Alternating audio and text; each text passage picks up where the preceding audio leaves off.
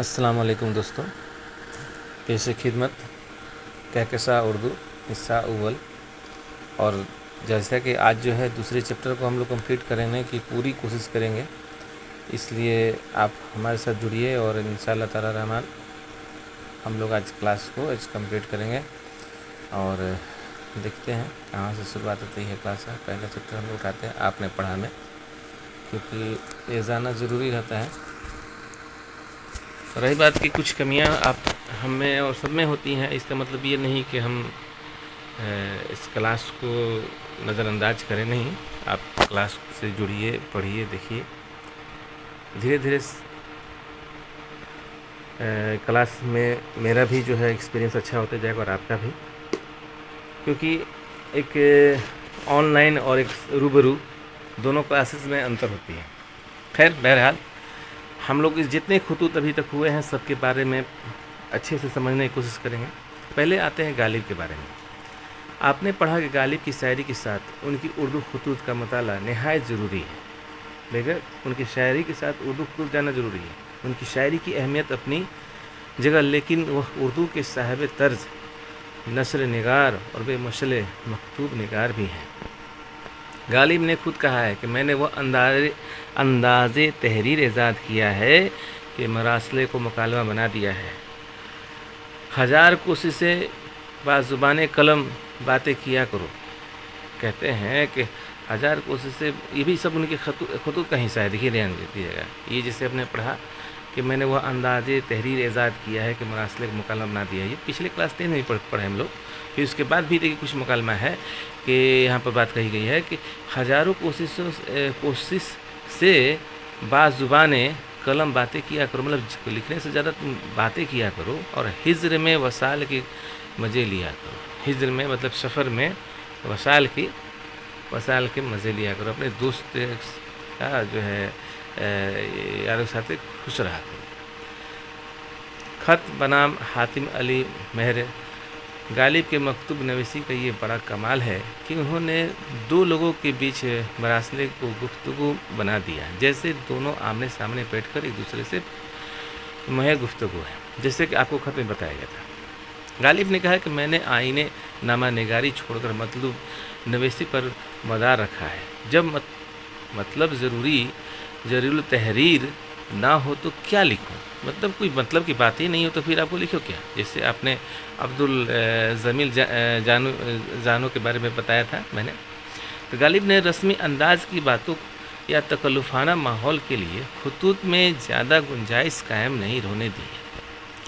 کام کی باتیں کو سادہ، صاف اور عام فہم انداز میں لکھ دیا ہے جائے، یہی خطوط نویسی کا مقصد ہے، اور غالب اسی اظہار واقعی کو اہمیت دیتے ہیں۔ پھر آتے ہیں، غالب نے ایک جگہ لکھا ہے کہ پیر و مرشد یہ خط نہیں لکھنا ہے، باتیں کرنی ہے، اور یہی سبب ہے کہ میں القاب و آداب نہیں لکھتا۔ خط بنام نواب انوار الدولہ شفیق کوئی باتیں انہوں نے کہی تھی۔ ایک فارسی خط میں کہتے ہیں کہ مکتوبہ عالیہ کو اس کی حیثیت کے مطابق پکارتا ہوں، القاب اور آداب اور عافیت حس و زائد ہے۔ پنچ آہنگ، یہ پنچ آہنگ انہی کے لکھا ہوا ہے، مرزا غالب کا فارسی کتاب ہے۔ غالب اپنے خطوط میں غیر ضروری القاب و آداب یا تکلفات سے پرہیز کرتے ہیں، اور اپنی ڈھالے اور بنائے القاب مقدر بھر اختصار کے ساتھ استعمال میں لاتے ہیں۔ اسی لیے وہ القاب یا آداب عمومی کے بجائے خصوصی ہو جاتے ہیں۔ عمومی کے بجائے خصوصی، یعنی جو عام بات بھی ہوتی ہے تو خاص بن جاتی ہے ان کی۔ غالب کو ان کی سواہی نگاری حالی نہیں، یعنی سواہی نگاری کیسے کرتے ہیں، جس کے اوپر بایوگرافی لکھی جاتی ہے اس کو سواہی نگاری کرتے ہیں۔ حیوان ظریف کہا ہے کہ غالب کو ان کی سواہی نگار حالی نے، یعنی حالی نے ان کی دیکھی حیوان ظریف غالب کو کہا ہے، اور ظرافت، ہنسی مذاق، ٹھٹھول غالب کے مزاج کے غالب عناصر ہیں۔ یہ بتا رہے ہیں کس طرح سے غالب دیکھو بات کرتے ہیں. ان پر ان کے شاگرد حالی نے کہا اپنی بیچارگی، قسم پرسی اور بے شرمانی پر بھی ہنسنے ہنسانے کے موقع ڈھونڈ لیتے ہیں. کس طرح سے بات کہی جائے گی تاکہ ایک دوست سے جیسے بات کرتا ہے اور کیسے ہنسی مذاق کی باتیں نکالتا ہے، وہ مرزا غالب ڈھونڈ لیتے ہیں. غالب نے اپنے عمر کے آخری 2 دہائیوں میں اور مکتوب نویسی کی طرف توجہ کی ہے. یعنی زندگی کے آخری 2 دہائی یعنی 20 سال میں انہوں نے خط لکھا. خاص طور سے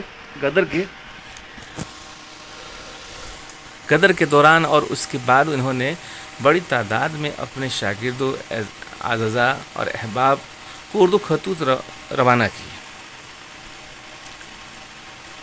اس زمانے میں وہ شدید طور پر تنہا اور اکیلے ہو گئے تھے. انہوں نے خود لکھا ہے اس خط میں اپنے اظہار کیا ہے. دیکھیے کہتے ہیں میں اس تنہائی سے صرف خطوط کے بھروسے پر جیتا ہوں. یعنی خط ہی کے ذریعے تو جیتا ہوں، اس خط سے کسی سے باتیں کرتا ہوں اور آتی جاتی. تو یہی ہمارا تنہائی کا یہ ذریعہ ہے. خط بنا مرزا ہری گوپال تفتہ کو یہ خط لکھا تھا اور یہ بات انہوں نے کہی تھی. اسی طرح خود غالب کی بے بسی اور ایام غدر کے حالات ان کے خطوط میں ملاحظہ کیے جا سکتے ہیں، جن سے یہ خطوط دستاویزی اہمیت حاصل کر لیتے ہیں. یہ سبھی خط جو ہے دھیرے دھیرے دستاویز بنتے چل جاتے ہیں. غالب کی شخصیت کی رنگا رنگی اور بوکلمونی ان کی عہد کی زندہ جاوید مرکہ خطوط غالب میں بکھرے ہیں پڑے ہیں. تو پھر یہ آج جسے ہم لوگوں نے ابھی فرسٹ حصہ میں پڑھا، مرزا غالب کے تعارف کے بارے میں پڑھا. اب جو بھی خطوط رہ گئے ہیں اس کے بارے میں ہم لوگ پڑھیں گے، تاکہ ہم سوچ رہے ہیں کہ آج پوری کلاس کو ختم کی جائے. بہت دن سے یہ کلاس چل رہا ہے. دیکھیے دوسرے خط، یہ جو پہلی خط ہے میر مہدی مظہور سے، وہیں سے اس کی تعارف شروع کی جاتی ہے. خط میں آخر لکھا کیا گیا کیونکہ خط جتنے بھی ہے اس میں اس زمانے میں لکھی گئی ہے جو کہ عام بول چال تو فارسی تھی، اور اس دور میں انہوں نے اردو کی شروعات کی لکھنے کی. تو اس بول چال میں جو اپنے ایک زبان ہوتی ہے، اس زبان میں اپنی باتیں کہی جاتی ہے، تو یہاں اس کو اردو میں مطلب کہ پوری طرح سے تفصیل کے ساتھ بتانے کی کوشش کی گئی ہے. پہلا خط ہے میر مہدی مظہور کے نام. کہتے ہیں میر مہدی مظہور ولد میر حسین فگار 1833 میں دہلی میں پیدا ہوئے تھے. میر مہدی مظہور جو ہے 1833 میں دہلی میں پیدا ہوئے تھے. ان کی زندگی بہت افراتفری اور بے امانی میں گزری. وہ نائب تحصیلدار اور شہر کوتوال کے عہدوں پر مامور ہوئے. یعنی تحصیلدار بھی رہے، کوتوال تھانہ میں بھی رہے. اس عہد پر تک ہی پہنچے ہیں میر مہدی مظہور. لیکن پانی پت سے دلی سے جے پور اور پھر دلی سے رامپور اور مسلسل ہجرت اور نقل مکانی میں رہے، ادھر سے ادھر ٹرانسفر. آخر عمر میں نواب حامد علی خاں کی قدر روانی کے سبب تھوڑی فراغت نصیب ہوئی. یعنی کچھ آخری عمر میں ان کو تھوڑا سا آرام ملا. 15 مئی 1903 عیسوی کو ان کی موت ہوئی. میر مہدی مظہور کی پیدائش 1833 میں، وفات 1903. وہ غالب کے محبوب شاگردوں میں تھے. غالب نے ان کے نام بڑی تعداد میں خطوط لکھے ہیں. مطبوعات میں مظہر معانی، انوار الاعزاز نثر، ہدایت العلماء نثر شامل ہیں. غالب کی وفات پر ان کی شخصی مرثیہ یادگار ہے جو کہ انہوں نے لکھا ہے اس میر مہدی مظہور حالی کے بعد. منشی ہری گوپال تفتہ ولد موتی لال 1799 عیسوی کو سکندرآباد ضلع شہر میں پیدا ہوئے تھے. دھیان دیجیے گا، یہاں پر یہ بات ہم نے شروع لائن میں کہی کہ غالب کی وفات پر ان کی شخصی مرثیہ بھی یادگار ہے. یہ یادگار مرثیہ جو ہے اپنے میر مہدی مظہور کے بارے میں پڑھا. اب تفتہ کی بھی اس میں کچھ بیان کی ہوئی ہے، تو تعارف تفتہ سے بھی کرایا گیا ہے. اب تفتہ کے بھی سنیں. منشی ہری گوپال تفتہ ولد موتی لال تفتہ جو ہیں، ولد موتی لال ان کے لڑکے تھے. یہ 1799 میں سکندرآباد ضلع بلند شہر میں پیدا ہوئے. ابتدائی تعلیم گھر پر ہوئی. فارسی کا شوق شروع سے تھا. وہ وکالت کے علاوہ کئی ملازمتوں سے متعلق رہے لیکن طبیعت کہیں نہ لگی۔ 2 ستمبر 1879 عیسوی میں سکندرآباد میں وفات پائی۔ پتا پیدا ہوئے تھے کب؟ 1799 میں، اور ان کا انتقال کب ہوا؟ ان کا انتقال ہوتا ہے 1879، 2 ستمبر 1889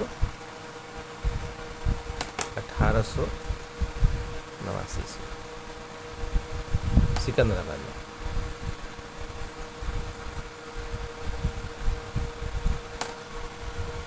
سکندرآباد میں ان کی وفات ہوتی ہے، اس کو دھیان سے دیکھیے گا۔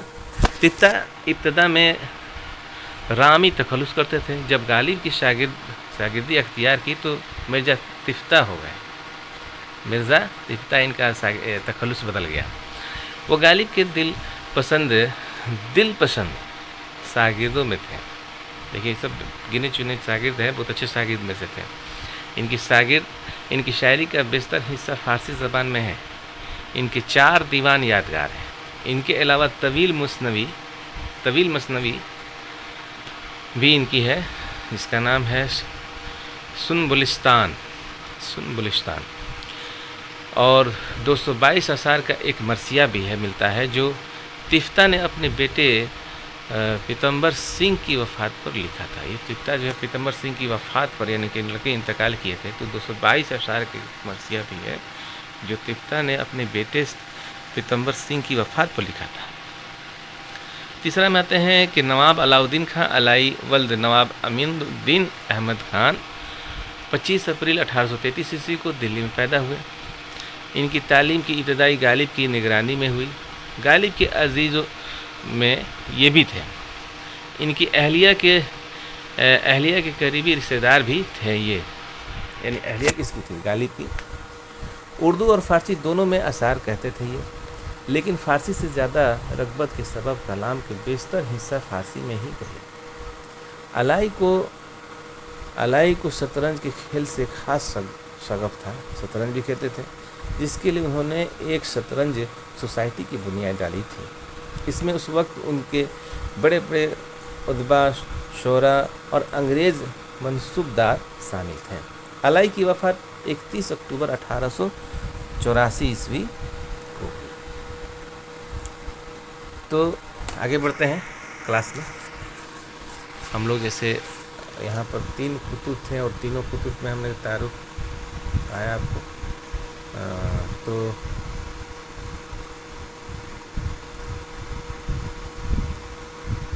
اس میں دیکھتے ہیں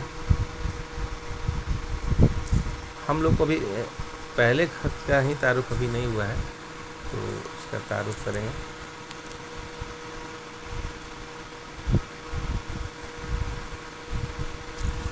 دیکھیے خط نمبر 1 یہاں پر آئیے آپ لوگ، بنام میر مہدی مظہور۔ دیکھیے اس خط کو جو ابھی اس سے پہلے بھی بات کہی گئی تھی کہ خط کا ہی تعارف میں کہا تھا، لیکن اس میں تعارف میں تو جتنے مکتوب عالیہ تھے ان کی تعارف کی گئی تھی۔ تو خط نمبر 1 کی تعارف یہ ہے کہ بنام میر مہدی مظہور۔ اس خط کا بڑا حصہ میر مہدی مظہور کا شکایت کے جواب میں صرف شرف ہوا ہے، لکھا گیا ہے، جہاں غالب نے اپنے مخصوص آداب مکتوب نگاری کی وضاحت کرتے دکھائی دیتے ہیں۔ کام کی باتیں یا ضروری باتوں کی مرکزیت یہاں بھی قائم ہے۔ وہ کہتے ہیں کہ امر ضروری کو لکھ لیا، جاوید کو اور وقت پر موقوف رکھا۔ یہ بات ان سے کہی ہے مہدی مظہور سے۔ غالب اسی اصول کی یہاں وضاحت کرتے نظر آتے ہیں۔ لفافے کریدہ کرو یا مسودے کو کاغذ کو بار بار دیکھا کرو جیسے فکروں سے غالب یہ بتانا چاہتے ہیں کہ ان کے لفظوں کے انداز بھی بعض گہرے اور معنی اور موجود ہیں، یعنی جتنے بھی وہ لفظ آپ نے پڑھے ہوں گے خط، بہت اچھے خط لکھے تھے اور کافی معنی دار خط ہے یہ۔ غالب مظہور کی شکایت کا مذاق کی صورت میں جواب دیتے ہیں۔ شاید اس کے چکر یہاں پر ہے۔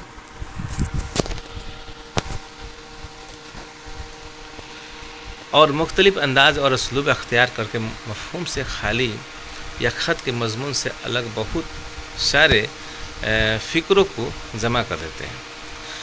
خط کو ختم کرتے وقت غالب نے غدر کے بعد کی تباہیوں کو یاد کرتے ہوئے نہایت طنزیہ لہجہ میں اختیار کرتے ہوئے کہا ہے کہ ابتری پھیلانے والے آسیہ اوزاروں یا احوال نہ گفتہ باقی نہیں ہونے سے شہر چپ چاپ ہے.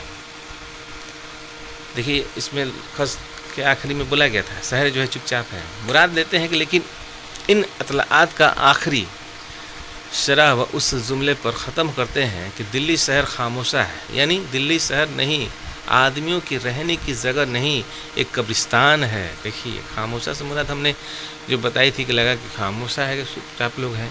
نہیں کہتے ہیں کہ نہیں، یہاں پر پتہ چلتا ہے ایک جو ہے اس معنی کا اصل مطلب چلتا ہے. غالب نے کس معنی سے اسے لکھا ہے تو کہتے ہیں نہیں، دلی شہر کیا ہے، آدمیوں کی رہنے کی جگہ نہیں، ایک قبرستان ہے. ہمیں اندازہ ہی نہیں ہوتا کہ کب بے تکلفانہ گفتگو ایک آن میں اس قدر سنجیدہ اور المناک ہو گئی. یعنی ہنسی مذاق کی بات ہوتے ہوتے اتنی غم کی باتیں بھی ہونے لگی اس میں، اور ہم حیران و ششدہ رہ جاتے ہیں. میر نے بھی غالب کے ایک 100 سال پہلے کی دہلی کے احوال پر اسی انداز میں خامہ پھنسائی کی تھی. تو میر نے بھی کہا ہے کہ غالب کے 100 سال پہلے ہی دہلی کے حوالے یعنی دلی کے حالات کو میر نے بھی، یہ دونوں شہر میں صدی کا فرق ہے، بتایا تھا کہ دلی کے نہ تھے کوچے اور آکے مشورے تھے.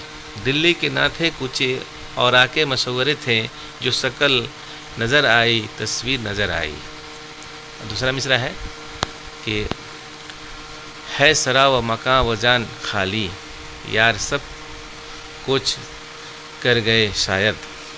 یہ میر تقی میر کی شعر ہے.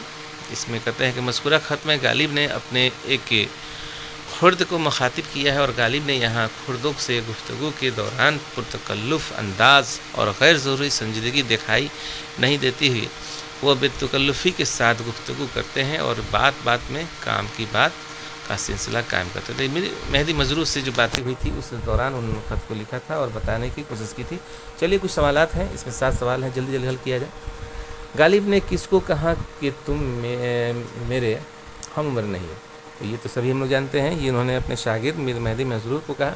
میر مہدی مجروح کی تاریخ پیدائش اور مقام پیدائش کیا ہے؟ تو میر مہدی مجروح کی تاریخ پیدائش جو ہے آپ کو بتایا گیا تھا، اور 1833 عیسوی میں پیدا ہوئے تھے. وہ دلی میں پیدا ہوئے تھے. مقام پیدائش ہے جگہ کا، اور ان کا انتقال بھی آگے پڑھیں گے. حال ہی کے علاوہ کس دو شاگردوں نے بھی کیا غالب کا مرثیہ لکھا ہے؟ ہاں، میر مہدی مجروح نے لکھا اور تفتہ نے لکھا. 2 شاگرد یہ دونوں ہیں. میر مہدی مجروح کی وفات کب ہوئی تھی؟ میر مہدی مجروح کی وفات 15 مئی 1903 عیسوی کو وفات ان کی ہوئی تھی. غالب نے اردو خطوط کی زندگی کے آغاز میں لکھے یا آخرت میں؟ انہوں نے زندگی کے آخرت میں لکھا. آخرت میں یعنی 2 دہائی آخرت میں وقت بتاتے ہیں 1846 کے آس پاس. غالب نے کن زبانوں میں شاعری کی ہے؟ 2 زبانوں میں، فارسی اردو. غالب کے خطوط کے 2 مجموعے کا نام بتائیے. اودھ ہندی، اردو محلہ. چلیے آگے بڑھتے ہیں. آج ہماری کوشش ہے کہ جلد سے جلد پوری خطوط کے کلاس کو ختم کی جائے. بہت لمبی کلاس ہو گئی، پھر بھی ہم لوگ انشاءاللہ اس کو جلد سے جلد ختم کریں گے. دیکھیے پھر آتے ہیں خط نمبر 2. تفتہ سے جو باتیں ہوئی ہیں اس پر انہوں نے کہا ہے اس خط میں. اس خط سے غالب کی مایوسی جھلکتی ہے، اپنی قسم پرسی، بے بسی اور لاچاری اور وہ ماتم کرنا ہے، یعنی اپنے غموں پر ماتم کرتے ہیں. اس احساس کو مختلف انداز اسلوب میں کاغذ پر اتارتے ہیں، اور کس انداز سے اتارتے ہیں دیکھتے ہیں. غدر کے ہنگامے کے دوران غالب نے یہ مکتوب روانہ کیا ہے. تفتہ کو جب خط لکھا تھا وہ وقت غدر کا تھا، اور اس لیے خط کے آخر حصے میں تباہی اور بربادی کے واقعات اپنے آپ شامل متن ہو گئے ہیں. غالب نے اپنے ناگفتہ باحالات کے بیان میں طنز و روح اپناتے ہوئے مرزا تفتہ سے ان کی شخصیت اور ان کی شاعری کی تعریف کرنے کے بعد اپنے دیگر گو حالات کی طرف اشارہ کیا، یعنی کیے بغیر نہیں رہ پاتے، یعنی بتاتے ہیں وہاں کے حالات بھی کیسے ہیں. غالب کے طنزیہ انداز کا یہ عروج ہے کہ انہوں نے بتایا کہ وہ اپنے تمام اشعار بھول چکے ہیں، بس 1.5 اشعار یاد رہ گئے ہیں غالب جب ایک مصرع اور ایک شعر جب ان کو قول کے مطابق انہیں یاد ہے پیش کرتے ہیں تو معلوم ہوتا ہے کہ وہ غم انگیز آثار ہیں اور زندگی کی بے چارگی اور موت کے انتظار سے عبارت ہیں. اس سے یہ واضح ہوتا ہے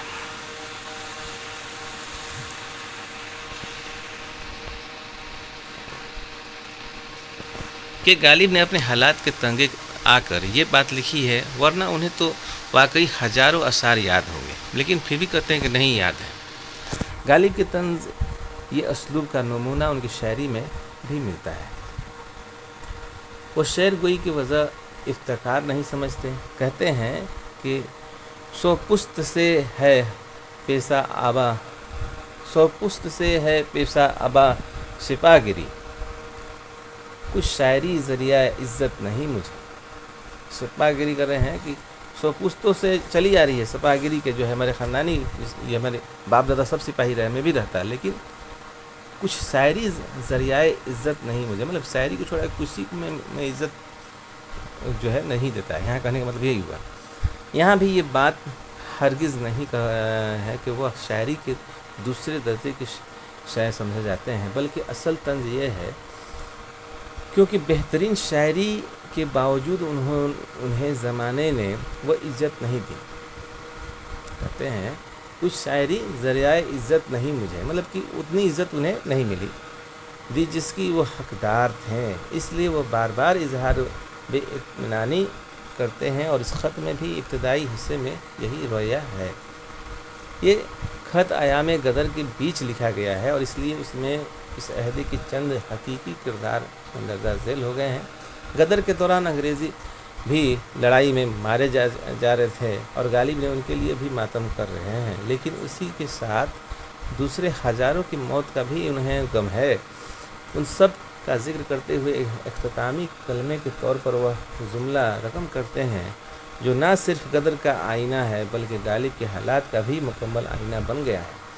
ہائے اتنے یار مرے کہ جو اب میں مروں گا تو میرا کوئی رونے والا بھی نہ ہوگا. غالب کا یہ مشاہدہ خون کے آنسو رلاتا ہے. یہ بات چلیے کچھ سوال ہے. غالب نے اردو خطوط کی نویسی کیا 1857 عیسوی کے بعد شروع کیا؟ نہیں، پہلے. غالب کس شہر میں پیدا ہوئے تھے؟ تو آگرہ شہر میں پیدا ہوئے. غدر کس تاریخ کو اور کس شہر میں؟ 10 مئی 1857 عیسوی کو میرٹھ سے شروعات ہوئی تھی. غالب کا جب دل گھبراتا تھا تو وہ اپنا کون سا مقطع بار بار پڑھتے تھے؟ یہ مقطع تھا ان کا، ہم لوگ پڑھائے تھے، زندگی اپنی جب اس شکل سے گزری غالب، ہم بھی کیا یاد کریں گے کہ خدا رکھتے تھے.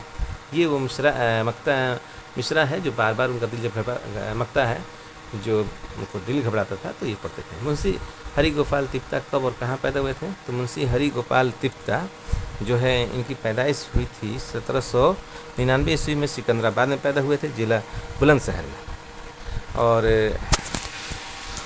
وفات ان کا 2 ستمبر 1879 عیسوی کو سکندرآباد میں ہی ہوا تھا. آگے بڑھتے ہوئے ہم لوگ خط نمبر 3، اور شاید یہ کمپلیٹ ہے کلاس ہم لوگ کا.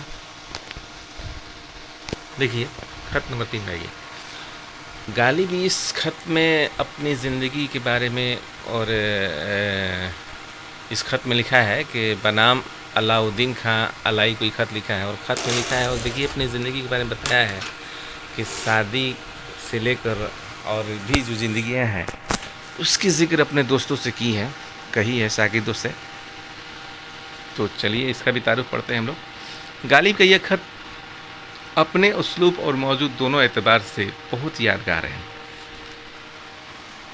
بہت یادگار خط ہے. اس میں ایک ساتھ استعاراتی اور طنزیہ دونوں اسالیب مل گئے ہیں، یعنی ہنسی مذاق بھی ہے، طنز بھی ہے. کبھی کبھی اس خط کے بعض حصے پر تمثیلی رنگ غالب چھاتا ہے. اس خط کا ڈرامائی انداز تاثر آفرینی میں اضافہ کرتا ہے. غالب نے اپنے خط میں ذیل کے مناظر پیش کیے ہیں اور اس کے تمام متعلقہ موارث میں درج کیے گئے ہیں۔ جیل سے مراد کیا ہے دیکھتے ہیں، لیکن یہ کسی جیل کا واقعہ نہیں ہے، دراصل میں وہ اپنی پیدائش، شادی اور زندگی کے حالات پیش کر رہے ہیں۔ دیکھیے جیل کر رہے ہیں کہ جیل میں گھر کو بتاتے ہیں جیل، اور شادی کے بعد کی زندگی بتا رہے ہیں۔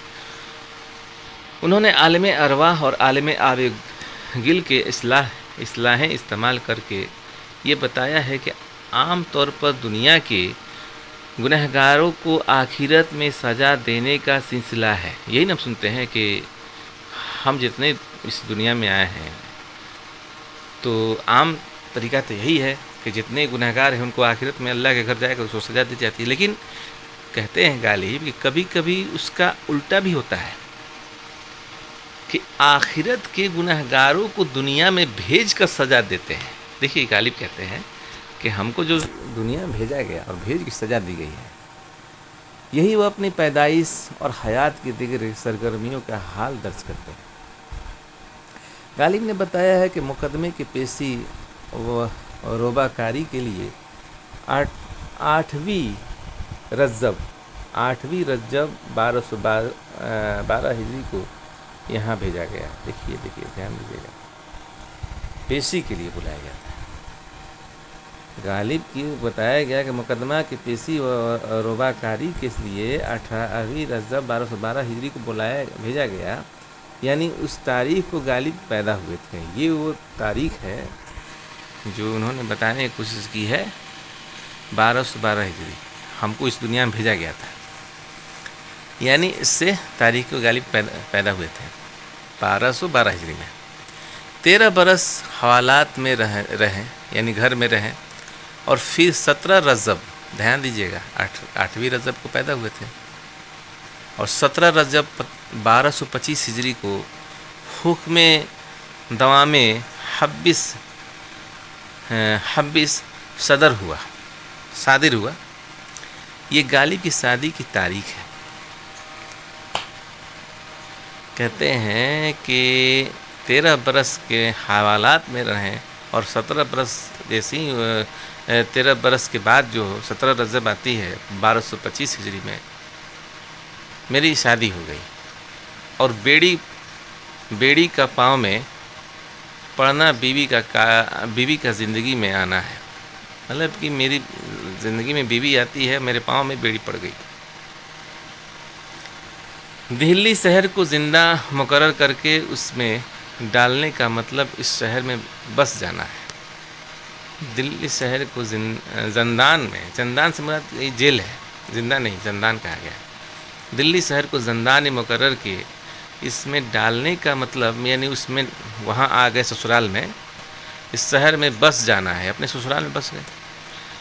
فکر نظم کو نثر کو مشقت ٹھہرانے کا مطلب یہ ہے کہ انہیں قید با مشقت ملی ہوئی ہے، یعنی زندگی بھر کی سزا۔ شعر گوئی اور نثر نگاری اب پوری زندگی کا کام ہے۔ اب یہی کہتے ہیں کہ شعر گوئی اور نثر نگاری ہی میری زندگی کا کام ہے۔ آگے بڑھتے ہوئے غالب نے کہا ہے کہ غالب نے آگے لکھا ہے کہ ذیل خانے سے بھاگا اور 3 برس بلاد شرقیہ میں پھرتا رہا، یعنی بلاد شرقیہ سے مراد یہ ہے کہ سفر کرتا رہا۔ بلاد شرقیہ سے مراد یہ ہے کہ سفر میں رہا، کہیں پر کو بلاد شرقیہ سے مطلب یہ ہو گیا سفر میں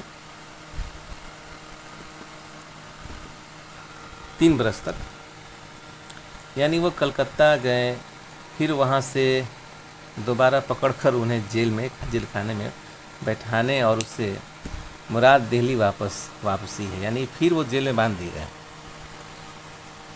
2 ہتھکڑیاں اور بڑھانے کا مطلب اولاد اور اعزازہ کی پرورش ہے، یعنی جو بھی ان کے ذمہ اولاد سے مراد ہے کہ جو ان کے بہن کے لڑکے تھے انہی کی پرورش کر رہے تھے، تو ان کی بات کی گئی ہے۔ اسی طرح پھر بھاگنے کا مطلب دوسرے سفر پر نکلنا ہے۔ حکم رہائی سے مطلب ہے اور موت وہ اس کے انتظار میں ہے۔ آخرت وہ اپنا حقیقی گھر سمجھتے ہیں، یعنی سوچتے ہیں کہ جب وہ گھر ملے گا وہ میری حقیقی گھر ہے۔ اس خط سے غالب کی تمام زندگی، اس کی بے چارگی اور بے بسی سب آئینہ ہے، اور اس کا غیر رسمی اور آخری حصہ رہ گیا، بعض اوقات صفا کانہ انداز آخر غمناکی کے انجام تک ہمیں پہنچا دیتا ہے، جو اپنی موت کی ایک متوقع تاریخ بھی پیش کرنے سے باز نہیں آتے۔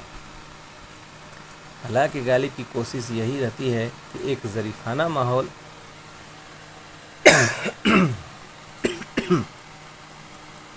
میں ہی سب کچھ چلتا رہتا ہے۔ تو یہاں پر یہ سوال کے ساتھ ہی مجھے لگتا ہے اس کلاس کے ختمہ ہو جائے گا، کیونکہ ہم نے جتنے خطوط تھے اس کو جلد سے جلد کمپلیٹ کیا، کیونکہ بڑا کلاس ہو گیا تھا یہ۔ پہلا سوال ہے کہ غالب کے سن ولادت بتائیے۔ تو 27 دسمبر 1797 عیسوی پیدا ہوئے تھے، آگرہ شہر میں پیدا ہوئے تھے۔ غالب نے ثمر نورس کس کو کہا ہے؟ ثمر نورس کہا ہے کہ ایک سفر کے دوران وہ کلکتہ شہر کو کہا ہے۔ ثمر نورس کس کو کہا ہے بھائی؟ تو کلکتہ شہر کو کہا ہے، کیونکہ 2 سال کے اس سفر پہ گئے تھے، جسے آپ لوگوں کو میں بتایا بھی تھے کہ لکھنؤ ہوتے ہوئے، عظیم آباد ہوتے ہوئے کلکتہ گئے تھے۔ عالم ارواح اور عالم آب گل سے کیا مراد ہے؟ عالم ارواح سے مراد ہے روحوں کی دنیا، آب گل جو ہم اس دنیا میں ہیں، انسان رہتے ہیں، اس کا یہ مراد ہی ہے۔ غالب رواکاری کے واسطے کب بھیجے گئے؟ رواکاری جو سے بتایا گیا تھا آپ کو، اس دنیا میں ان کو 1212 ہجری میں بھیجا گیا تھا۔ 1212 ہجری میں رواکاری کے واسطے ان کو جو ہے بھیجا گیا تھا۔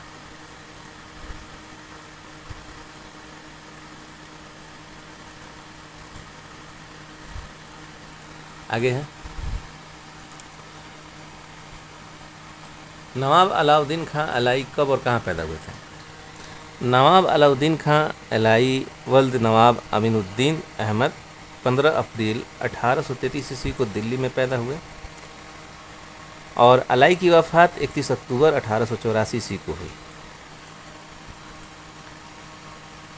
پھر اگلا سوال ہے غالب کی ابتدائی تعلیم کس کی نگرانی میں ہوئی؟ تو غالب کی ابتدائی تعلیم ان کے، دیکھیے جب ان کے والد تھے تو والد کے 4 سال کے وقت میں ہی، یہ جب چھوٹے تھے تو والد کا انتقال ہو گیا تھا، مرزا عبداللہ بیگ جو ان کے والد تھے۔ تو پھر ان کے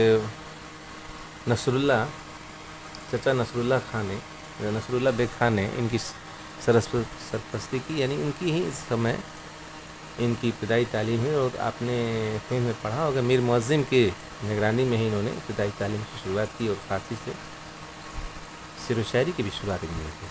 تو بہرحال آج کے لیے اتنا ہی، بہت لمبی کلاس ہوئی، خیر پھر آپ سے ملیں گے انشاءاللہ نیکسٹ کلاس میں، اور جو بھی خامیاں ہوگی تو اس خامیوں کو نظر انداز کرتے ہوئے میرے اس چینل کو سپورٹ کیجیے گا، لائک کیجیے گا، اور اس چینل کو آگے بڑھائیے گا۔ خدا حافظ۔